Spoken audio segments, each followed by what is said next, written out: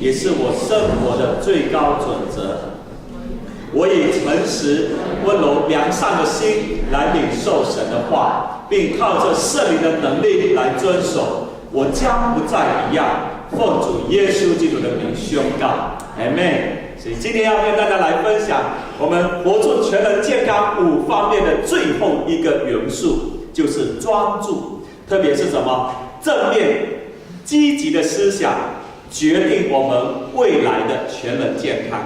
我们已经学了信心依靠上帝的能力，我们已经学了我们要有健康的食物，我们要动一动。然后上个星期我们说我们需要朋友鼓励、支持、陪伴。然后今天我们需要面对最重要的，就是在我们2个耳朵的中间。这不是豆腐脑，这是很重要的，是我们整个行动的中枢。好，我们一起来看我们的头脑。那我先问大家一个问题，你可以想一想，你最渴望要得到的是什么？你最渴望要得到的是什么？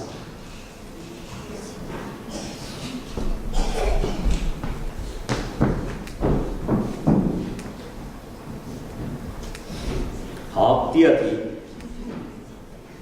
你最想要为神的国付出的、摆上的，或者为你所爱的人付出的、做的是什么？第一个是得到，第2题是付出。你最想得到的是什么？你最想为神的国做什么？为你所爱的人、你的家人、你的这个的弟兄姐妹做什么？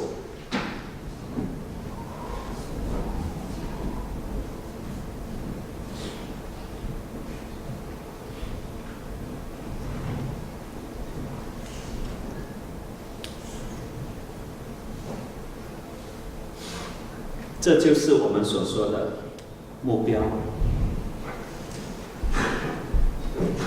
目标让我们很兴奋。你最想渴望得到了什么？我相信有些人说，快毕业，找一份工作，拿到身份，和喜欢的这一个遇到一个喜欢的对象，就结婚，结婚了就赶快有一个小孩，有了小孩呢，然后呢，再多一个小孩，再多一个小孩，然后呢，搬到更大的房子，然后呢，然后父母过来，然后呢，这都是你想得到的，然后还有呢，要很多钱，然后呢，等一下我们再来讲。或者你很想为神的国做，你很想组织短宣队，你很想去到刚刚所说的那些，我们每周为那些国家来祷告，因为你知道，神已经告诉我们，我们是世界级的基督徒，我们不可能只在我们这4面墙里面做自己的基督徒，外面还有很多人需要我们出去告诉他们美好的消息。我们也很想为我们所爱的人做些什么。各位弟兄姐妹，这些的目标，就是我们渴望得到的。跟渴望付出的这些的目标，需要健康的身体来享受跟完成。Amen。如果你没有健康的身体，就算你得到之后，你只能告诉自己慷慨的让给别人享受。你知道我的意思吗？如果你没有健康的身体，你所有的计划都是纸上谈兵。我们需要有健康的身体来完成，所以在大鱼里的计划里面告诉我们，健康的身体，首先我们是需要什么？我们需要有健康的饮食，我们也需要动一动，起来动一动。感谢主，我很享受Simon弟兄每周都在这里带领我们动一动，而且我们都已经放在 YouTube， 你可以在我们教会的网站YouTube 上来继续的播放。我们需要健康的饮食。健康的饮食就表示什么？我们选择丢掉垃圾食品，我们选择丢掉伤害我们身体健康的烟跟酒，还有一些不良的东西。当我们说我们需要动一动，我们动一动表示我们是什么？我们还可以动。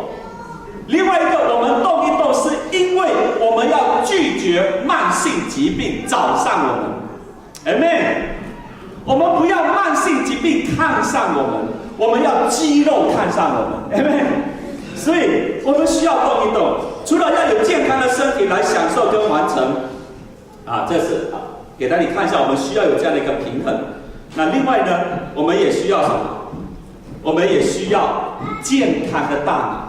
整个健康的身体最重要的就是我们的大脑。我们的大脑只占了我们身体的重量不到2%，但却是消耗我们整个身体的能量20%到30%，是整个血液跟氧气所需要的20%。我们的大脑是非常重要的。各位弟兄姐妹，你把你的手断了，可以装个义肢，很多东西都可以有替代器官，大脑不能。大脑的细胞死了，很难再恢复。所以我们的大脑是非常重要，我们需要保护我们的大脑，我们需要让我们的大脑是健康的。我们看一看这个，左边的是健康的大脑，右边的是不健康的大脑。那我们来看，健康的大脑是跟我们的饮食是非常的息息相关，这只是其中的一点。各位弟兄姐妹，我们讲到头脑的时候，我们的头脑健康吗？我们来看一看，我们的头脑健康吗？你知道我们的头脑健康吗？我们照镜子看到脸上有皱纹，我们就紧张了，赶快问一下护肤品是什么。我们照镜子发现到这边多了一块肉，我们就开始想要运动了。但是看不见的大脑生病了，我们却没有注意，我们没有注意。今天我要列出这几样大脑生病的征兆，告诉大家，不行，我们应该要注意。大脑生病征兆，第一，记性差，判断力越来越差。判断力差就容易发怒，容易做错决定。哇，容易冲动，容易分心，很难维持长时间的注意力。听我讲到注意力 OK 吗？跟旁边讲，你的头脑很健康。如果太快睡着了，赶快说要注意哦。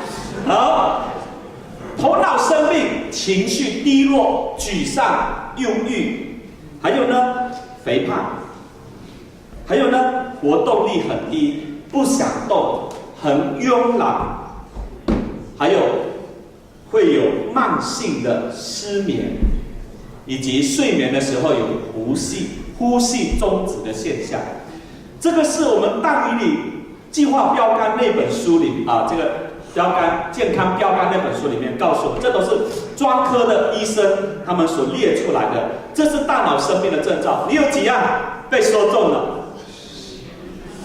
不要担心，每一个人都有，1项、2项，或者是8项。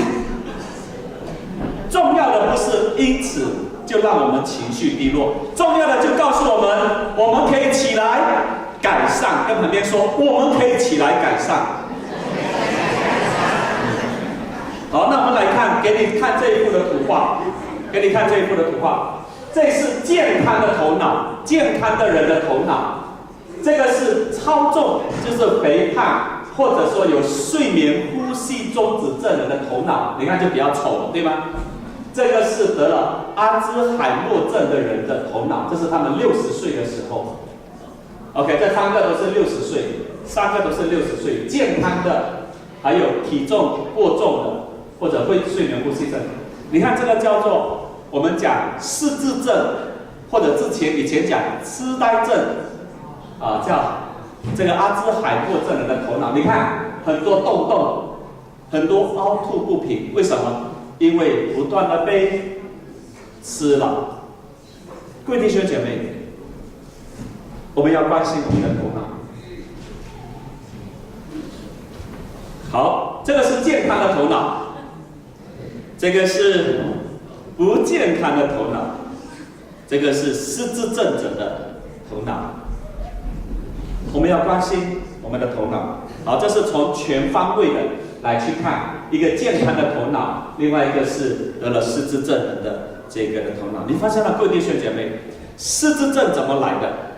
吃高糖就是很甜的、高糖跟单纯碳水化合物的食物。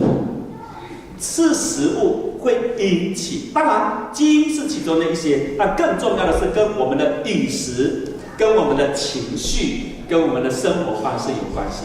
我们需要改善，所以为什么这大引领计划5方面是跟我们息息相关的？我们继续来看，伤害头脑的一些的事情是什么？第一，非法药物，包括有一些年轻人不懂事，毒品，特别是大麻非常的普遍。你知道吗？我10多年前我去参加一个的营会，我是营会的讲员，有一个第一次来参加教会的一个年轻人，一个上大学的一个年轻人，他还不是基督徒，他就我讲完道之后，他就来找我谈，他说：“牧师，你知道吗？大麻很好。”我说：“怎么好？”他说：“大麻好，让我很兴奋，然后让我变得更加的聪明。”这叫做谎言，这不是事实。这叫谎言，为自己的错误的行为什么找一个的理由。大麻没有让人更加聪明，大麻却是让人什么伤害他的头脑，伤害他的身体，伤害他的家人，没有更好。好，第二，饮酒过量也会伤害我们的头脑，环境的毒素或者一些的感染，以及脑部受伤。研究证明，这个踢足球用头来顶那个足球，其实是会造成脑部受伤的。或者是意外碰到头脑，或者是饮食不当，刚才已经说了，我们之前讲到垃圾食物，还有那些基改的，或者是一些注射一些荷尔蒙的等等这些的，等等这些的饮食不当，包括抽烟，还有慢性疾病，包括高血压、糖尿病、高血糖、化疗、失眠、肥胖等等，都会伤害我们的头脑。研究发现，高血压的人，他的头脑的这一个的面积比正常血压的人小了9%，缩小了9%。好，那我们继续来看，我们如何保持脑部的健康？我们都知道要常常运动，我们知道要学习新的食物，所以当我们有开班，你要来学所以鼓励年纪大的学一种语言。去学英语真的是需要学。他说你只要学一个新的事物，或者现在我们开始学怎么样种有机的蔬菜，好不好？很好。学打球，他说你学一样新的事情。学唱歌，我们预备要开这个诗班的话，记得你要来赶快报名。你要学新的事物，会让你的头脑受到刺激，越来越美好。健康饮食，回到但以理的计划，告诉我们什么是健康饮食。维持健康的体重，所以我们需要运动，我们需要培养我们的肌肉，还有适量的睡眠。一个人健康的睡眠是7到8个小时。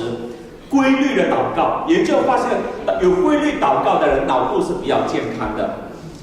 压力管理，我们都不喜欢压力，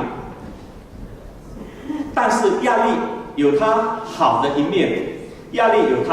面，小的压力。或者一些正面的压力，帮助我们更加警醒，帮助我们有危机感，帮助我们知道什么是危险，所以我们要避开。好的压力让我们就是把压力变成正面的，帮助我们做事有效率，帮助我们成功，帮助我们前进，帮助我们突破，这都是好的压力。但是我们不要的是那些慢性的压力。慢性的压力就是夫妻关系不和，亲子关系不和，财务陷入问题，身体失去健康，在工作上不开心，人际关系很多问题，内心里面看到这个人不喜欢，看到那个人不喜欢，这是一种的慢性压力。所以当我们遇到这些的问题的时候，各位弟兄姊妹，这些的压力会影响我们的头脑的这个的健康。所以我们要来了解一下，我们要今天因为不能花太多时间来讲压力，但是我们也要来看一下，因为压力会伤害我们的头脑，妨碍我们的血液流到我们的头脑，会降低脑部的整体的功能，提早老化，这是压力。所以压力会带来高血压、胃溃疡，削弱我们的免疫系统，容易伤风感冒，容易得心脏病，还有甚至癌症。压力会让我们乱吃东西来消除这些的压力，所以变成饮食控制失调，很容易暴饮暴食或者喜欢吃甜食，这都是压力。压力也会让人身体很疼痛，背部疼痛，等等各方面，因为疼痛更不想运动，更不想运动，更不能够舒压啊。所以呢，压力造成什么？情绪失调，容易焦虑、忧郁，还有压力导致失智症。刚刚我们所说的阿兹海默症，压力也会导致这样的一个情况。所以我们需要解压。我们怎么样解压呢？讲个笑话就是解压，听笑话，看这些，所以人一笑的时候，里面就有这个好的作用在分泌出来，叫做芬多精啊，是帮忙解压，培养好的抵抗能力跟免疫能力。所以很久没有讲笑话要讲一个笑话。有一天有一个孙子坐在他的祖母旁边，然后他说：“奶奶，你身高180。”这个多少公尺对吗？180公尺，是吧？多少？centimeter，OK， cm， 公分，对不起，有点问题啊。你身高180公分，爷爷的身高才160公分，哇！我很想看看，因为爷爷很早就过世了，所以他说我没有看到爷爷跟奶奶站起来的拍的那个相片，一定是很搞笑啊。他说没有机会看到，因为他奶奶翻这个旧的相片给他看，他就没有找到。他说：“奶奶，你怎么会找一个比你矮的一个人结婚呢？”然后奶奶说：“你知道吗？我们第一次见面，而且谈得很投机的时候，我们是坐在那里谈的。”等到谈完结束的时候，已经太迟了，因为我已经爱上他了。好，笑一笑，我的抵抗能力就增加，免疫能力就增加。所以压力很需要什么？压力很需要我们放松，很需要放松。好，那我们来讲最好的解压的方式，研究发现到就是规律的祷告。祷告，我们来看。有很多，我今天只讲一个祷告。我们来看上帝给我们对于解压、解除压力讲了什么样的应许。我们一起来读腓立比书第4章6节说：“应当一无挂虑，只要凡事借着祷告、祈求，带着感恩的心，把你们所要的告诉神。这样，神所赐超过人能了解的平安，必在基督耶稣里保守你们的心怀意念。”每一个人都有压力。如何舒压？圣经告诉我们，各位弟兄姐妹，上帝乐意跟我们做交易。上帝说：“我是忧虑的收集者。”上帝说：“把你们所有的忧虑都给我，我喜欢忧虑。”所以各位弟兄姐妹，上帝说我们应当毫无挂虑，我们只要凡事任何的事情，我们要借着祷告，借着祈求，然后带着什么感恩的心。把我们所要的都告诉神。你看，上帝跟我们做交易，他要把什么给我们？上帝给我们的是超过人所能了解的平安，赐给我们，保守我们的心思意念。你知道吗？忧虑让我们睡不着，忧虑让我们情绪低落，忧虑伤害我们的头脑。上帝多么爱我们，给了我们这个的应许。这个是世界上没有一个人能够做到的。神说，只要我们愿意向他开口祷告，只要我们愿意感谢他，神说他要把出人意外的平安赐给我们。我们继续来看，好，所以一个健康的大脑，我们刚刚看了，健康的大脑，我们还需要什么？各位弟兄姐妹，我们还需要正面跟积极的思想。今天很多人，我们有大脑。但是我们的脑部里面装了很多什么？我们脑部里面装了很多负面的东西，我们的头脑装了很多污秽的东西，我们的头脑装了很多什么？很多控告人的这些的东西，这些对我们呢是没有帮助的。所以我再次跟大家来看这一幅的图画，我们的目标要达到，我们想要做的，我们需要健康的身体，健康的身体需要健康的大脑。健康的大脑需要装的是正面跟积极的心思，这就是大命理计划今天 focus 专注所要讲的，这就是它的重心，正面跟积极的心思。所以我们继续来看关于这一点，研究有告诉我们，我们的头脑会思想，而且是主动的来思想。他说，当我们的头脑思想的是正面的，头脑分泌的是好的化学的东西。头脑如果一思想负面的，头脑自动的分泌有害的化学物质，就是伤害我们这头脑。所以为什么圣经告诉我们要思想那正面的、积极的、美好的？好，我们一起来看箴言书第4章23节，来一起来读。你要保守你心，胜过保守一切，因为一生的果效是由心发出的。所以我们的头脑、我们的心思决定我们这一生是不是幸福的。各位弟兄姐妹，我们怎么想？圣经又说，我们如何想，我们的为人就是怎么样。因为头脑怎么想，会影响我们的情绪，影响我们的情绪就会影响我们的反应，就会影响我们的决定，会影响我们的决定。所以圣经告诉我们，回到最重要的，我们的心思意念。好，头脑是我们能力的中枢，就是思想。思想是自动的。我们刚刚说，比如说你现在很想念一个人，你很想念你的所爱的人，或者你很想念你宝贝的孩子，或者你很想念某一个人，请问你能够停止不让你的头脑想念吗？不能。我们的头脑你发现是很自动的，我们很难说停，我不要想他，他就停；停，我不要忧伤，他就不忧伤；停，不要忧虑，他就不忧虑，会吗？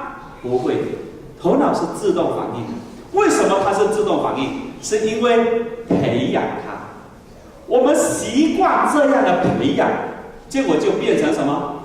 它自动的反应是这样。所有都是我们什么需要受训，所以我们需要训练我们的头脑是正面的跟这个积极的。第二，我们的头脑是会说谎的，我们的头脑会说谎的。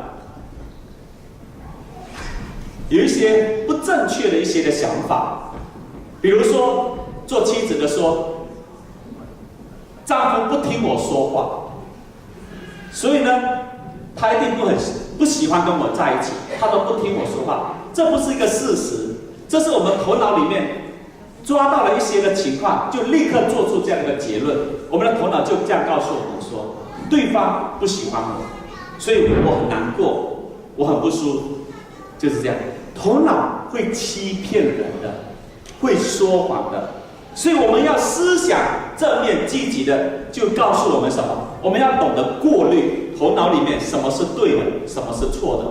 圣经告诉我们，我们必须要选择正面的、积极的。我们要思想的是上帝的属性、上帝的名字、上帝的应许，跟上帝过去的作为，还有他将来所应许要做的作为。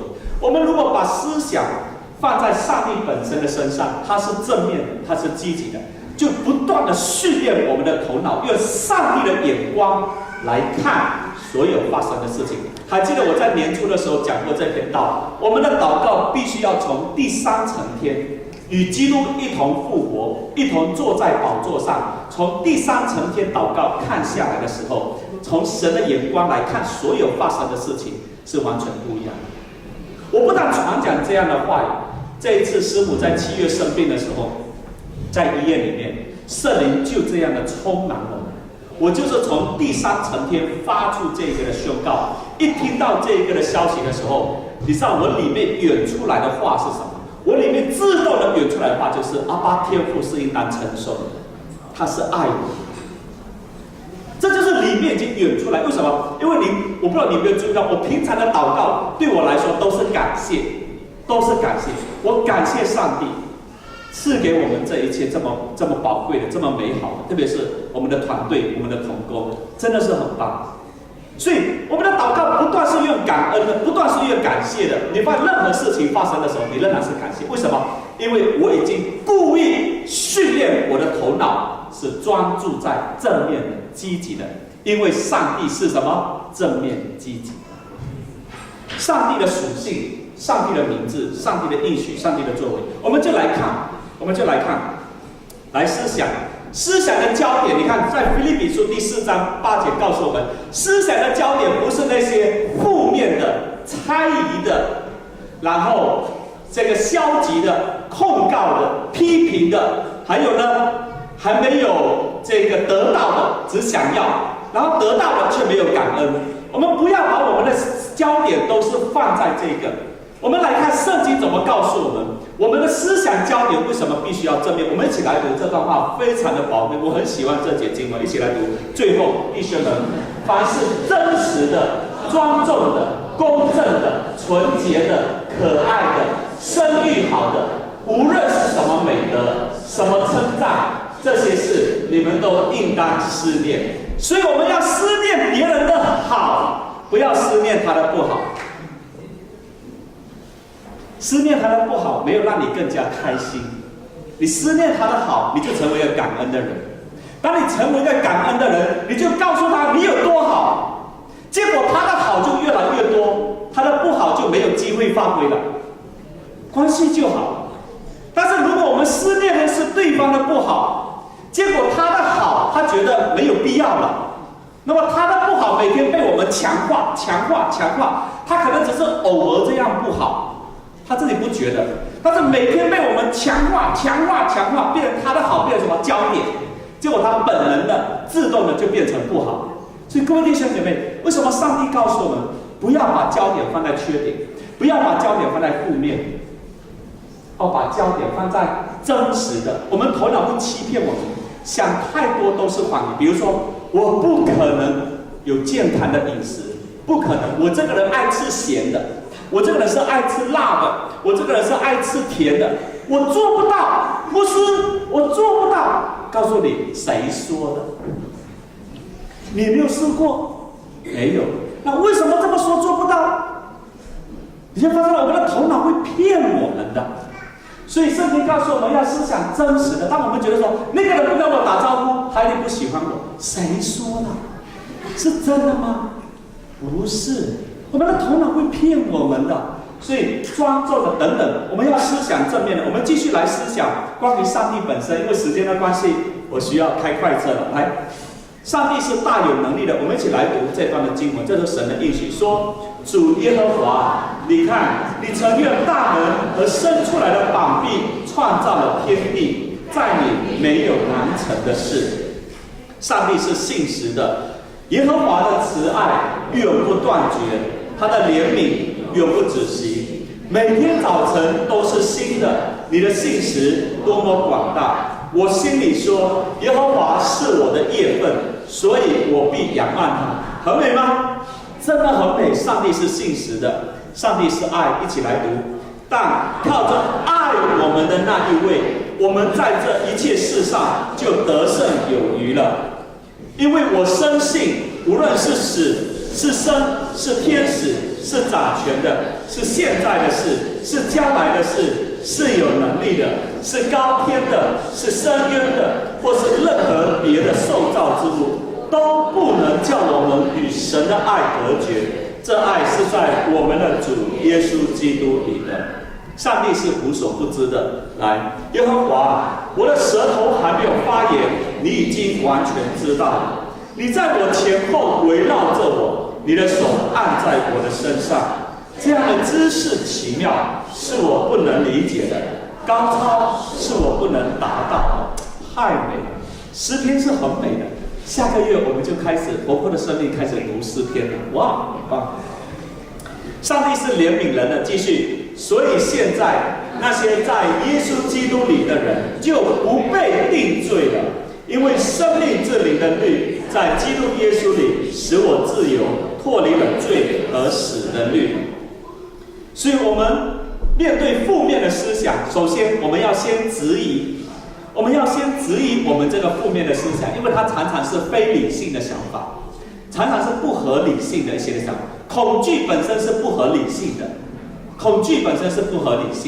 所以我们要面对恐惧的时候，我们要问：我为什么要害怕？它根本就不发生，我为什么要害怕？我们说我不喜欢跟那个人在一起，那个人为什么你会不喜欢跟他在一起？很多是非理性的想法啊，所以我们要学习，当负面的思想进来，这个人不喜欢我，这个人他一定是在背后说我。当有这些负面的思想进来的时候，我们立刻先要问：我这个思想对吗？我们需要质疑我们的这个的负面的事，特别是当我们的情绪感到愤怒，紧张、失控的时候，这就是负面的思想导致这样的一个反应的时候，我们要立刻问自己：这是真实的吗？我们要问自己：这样的事情、这样的话等等，是真实的吗？还是我误会了？很重要啊！所以我们要拒绝这些的谎言，然后选择上帝的应许，用真理来取代谎言。这个叫做什么？这个叫做管教我们的头脑，管教我们的头脑。我们做父母的知道，孩子是需要管教的，我们忽略了管教我们的头脑，我们让我们的头脑自己做负面的想法。你发现到，没有人去告诉我们，你负面的思想是要受管教哦。没有人告诉我们，好不好？我们今天我们很诚实，也爱对方，我们跟旁边说，我们要管教我们负面的思想，非常重要，各位弟兄姐妹。很重要的一句话就是，不管你想的什么负面，你只要问：真的吗？真的吗？它就让我们冷静下来。好，我们继续来看，人是如何扭曲思想的哦。这个哇，没有时间讲，以偏概全。一次的失败就决定永远不要再碰，一次的挫折就开始说，我绝不再吃那家的餐馆，难吃死了。只有一次，我们很容易，比如说你参与一个事工，我不知道你今年有参加什么事工，或者你第一次参加小家，今天这个组长刚好带你怎么好，你说我绝不再参加小家，有没有这样的反应？这种的人叫做负面思想，他是什么？他是以偏概全。我们今天一起来看，圣诞节到了，对吧？来，我们一起来搞一个圣诞节的活动。我绝不参加，上一次让我很失望。有没有这样的想法？有没有？如果有，你就知道原来我里面什么中毒了，有以偏概全的毒素在里面。各位弟兄姐妹，所以以偏概全的观念就是，你一直都是这样对我，你每次都这样的对我。你们每一个人都不喜欢我，这都是以偏概全的这个的言语的表达。还有跟着感觉走啊，跟着感觉就按照过去以往的经验，特别一些不开心的经验，就觉得什么，就开始做这个决定。哦，你知道吗？我肚子饿了，我就一定要吃东西，要不然我就一定会生病。这是你以前偶尔有那么一次，但是你就认为以后都是这样，所以你是跟着你的感觉来走。第三个就是预测未来，就是事情还没有发生，你都在想负面的，很难，不可能，我做不到。当你计划不能够吃这么什么蛋糕，现在可口可乐不可以吃了，很难，我做不到。这个什么预测未来，告诉自己你自己是不能的。怪罪，你知道我为什么身体这么胖吗？因为你不陪我运动，所以害我身体胖。怪罪别人，推卸责任，这都是负面的思想。还有否认事实，否认事实。你别看我抽烟，你别看我喝酒，你别看我迟到，其实我随时都可以戒掉。要骗自己，否认事实，不愿意寻求帮助。对不起，我真的是戒不掉我的烟，我需要帮助。对不起，我真的是一个容易发脾气的人，所以我要学习怒气管理的功课。对不起，我有饮食暴饮暴食的习惯，所以我需要帮助。如果你是面对事实，你就得到自由。但是我们许多时候怎么样？否认事实，钻牛角尖。我们很容易钻牛角尖，就是当你计划40天，我的目标是要减5公斤，40天过后我才减1公斤。你看，我这个人就是没有用，我这个人就是意志力很差，我这个人注定就是失败的，我的未来也是失败的，叫什么？钻牛角尖。我们正面的是什么？感谢主，40天虽然没有减到我的目标5公斤，但是有减1公斤，接下来肯定越来越好这就是没有钻牛角尖。所以你发现我们的思想是不是会骗我们？很会骗我们。所以我们要明白我们的思想是如何扭曲的。好，所以负面的思想你就看不到出路，没有路，门是关的。积极的思想你就发现到，哇，柳暗花明又一村。好，如何训练我们的头脑并感觉良好的方法？我要再快点，感恩的心。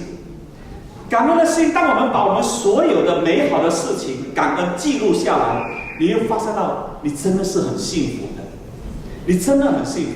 我非常喜欢我们教会弟兄姐妹，曾经有个姐妹提醒说，不是每次我们讲到奉献、建殿的奉献，那我们用感恩的心，是她提醒我的。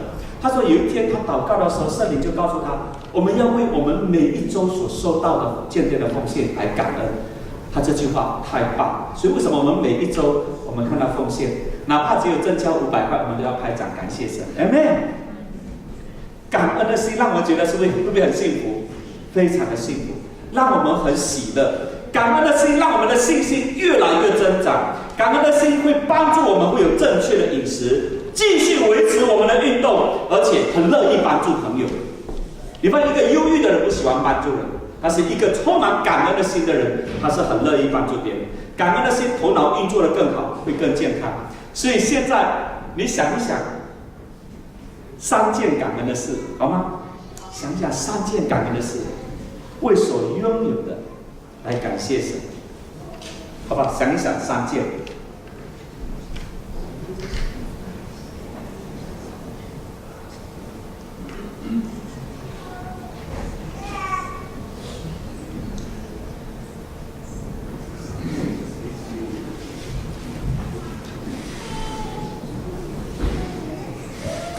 好，首先我要感谢上帝。我是上帝宝贝的孩子，我从认识他开始，我到今天，我是一个很开心的基督徒。第二，我感谢神给我这么一个这么好的妻子，哇，真的很幸福。我才告诉他说，这个你嫁给我，让我很幸福。第3个，我的丰盛生命教会弟兄姐妹，你们是很棒的，同工团队是很棒的。我每天起来，我就觉得说，主啊，感谢你这么美好的一切。好，我们因为时间的关系，我们要继续往快，要有积极的心态。不要有负面的心态，积极的心态就是你如何解读外在发生的人事物。所有在我们人以外发生的事情，都不是我们控制的，不是我们控制的。我们可以控制的是我们怎么想，叫做解读。我们可以控制的是你怎么解读，就会决定你的情绪，就会决定你的反应，就会决定你的决定，就会决定你的行动。所以各位弟兄姐妹，我们要学习训练我们的头脑，管教我们的头脑，要有积极的心态来看待所有发生的在外在的人事物，因为它会影响我们这一切。请问我们今天习惯性的解读是正面的还是负面的？比如说我必须坦白跟你说，我以前我们10点走路7点的时候，我看到还有人迟到，我心里就想，为什么这么从小应该培养的美德，为什么还没有培养起来？为什么要迟到？耶稣都在等我们，为什么我很难过？后来我就发现到这会影响我的讲道，我就不要，所以我看我每次都坐在前面，就是你，我不要坐在后面。我就跟主说，主啊，我都已经讲了好多次，为什么大家还是迟到？后来我说，我还是要选择正面的。圣灵就提醒我，你为他们虽然迟到，还愿意来亲近主，你就感谢神吧。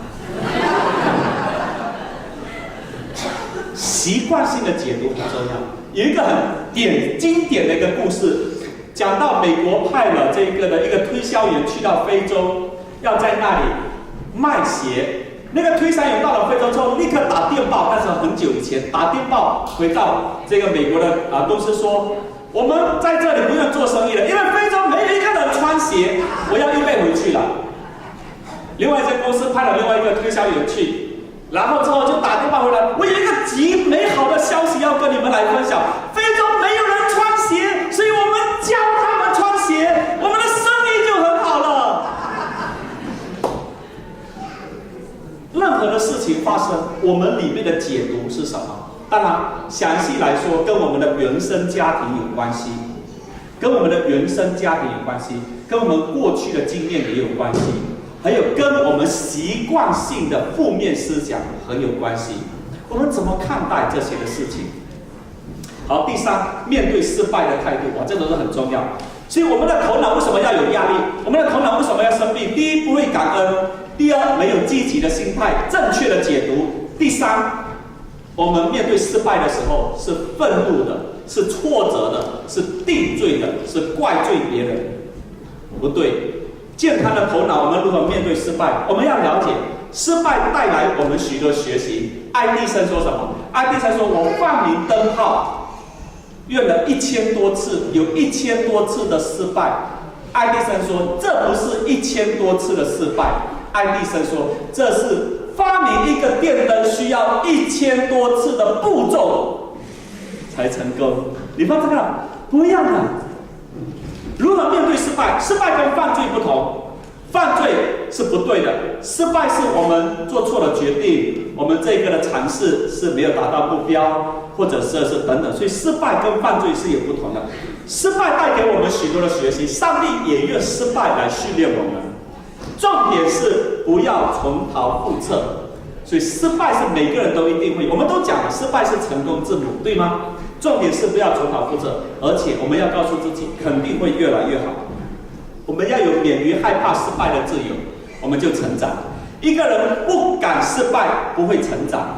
失败带给我们智慧，失败带给我们成长。我们来看失败的意义，这个是很重要啊！很快我讲快点。失败就是什么？我们开始向上帝承认我们的软弱，我们的失败，然后我们就经历上帝的爱，上帝的接纳，我们更加经历神，我们的信心更加的坚定，因为我们发现到神一样的爱我们。第二，失败使我们谦卑我们自己，转向上帝，依靠他，人生走对了方向。所以有些人说，上帝啊，为什么你要让我失败？因为上帝告诉我们，你的方向错了。因为我们的方向很容易是自我中心，很容易是依靠自己，很容易是我自己得荣耀。我们失败是因为什么？神让我们看到，因为我的固执。坚持和固执这两个字是不一样的。坚持是面对神的旨意，面对好的事，我要坚持。固执什么？固执是以自我为中心，我要这样，我认为这样，那个叫固执。坚持是客观的、美好的，这是神所喜悦的，这是众人认为美的，我要坚持。好，坚持跟固执是不一样的。所以失败让我们开始什么？调整我们的方向，依靠神，完全的依靠神，走对了方向。失败其实考验我们的品格，考验我们的品格。所以你发现有些人失败的时候就开始什么？怪罪别人；有些人失败的时候就开始发怒；有些人失败的时候就开始破坏东西。我们看到这个人的品格需要管教，需要训练。所以失败其实显示我们这里面的人是一个怎么样的人。失败把我们里面的人的真相暴露出来。失败考验我们的品格。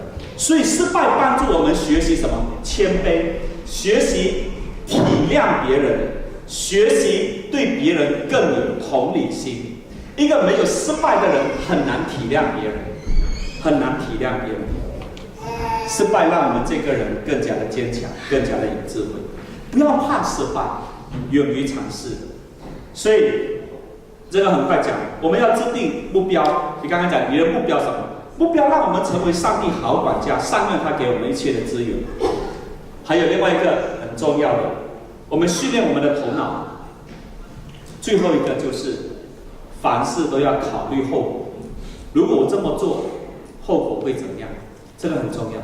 你发现到好多的小朋友都会来告诉你，妈妈，为什么不可以看这个鬼的电影？为什么不可以看？妈妈啊，或者爸爸，我为什么不可以像你一样抽烟？啊，很多小朋友都会问很多挑战我们道德的这个底线的问题。其实如果我们一直告诉他不可以就是不可以，结果他在你面前他就不做，你不在他就偷偷做。为什么？因为我们没有告诉他原因，我们没有告诉他后果。我们如果要真的要让小孩子里面品德跟道德的观念被培养起来，我们一定要告诉他两样事情：为什么是这样？第二，这么做后果是什么？你要承担后果。所以我们所有头脑的训练，第5点就是我们必须要想一想，考虑我们的后果。因为今天的我们是过去的决定造成的，过去的选择跟决定，未来的我们是今天的选择和决定。所以为什么我们需要好好的活出但以理的5方面？我们为什么需要好好保护我们的头脑？我们需要让我们的头脑充满着什么？正面积极，不要再让我们的头脑充满着批评论断、负面消极、怨恨苦毒，不要，因为那是什么？害别人也害自己的头脑。我们不要进入失智症，我们真的不要。想想现在的决定，决定了未来是怎么样的结果。好，最后一个，我们要有正面积极的心思，但是我们承认我们做不到，所以我们需要天父的爱、天父的真理、天父给我们的能力，我们需要这3方面。各位弟兄姐妹，美好幸福的人生需要天父给我们这3方面，所以我们要做的就是依靠他，享受他。Amen。这是但以理的计划5方面。跟旁边讲，我要享受但以理的计划。我们一起来祷告。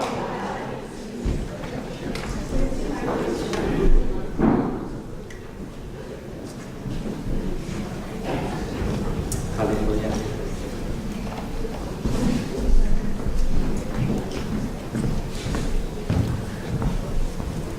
好，这时候你就跟阿爸父说。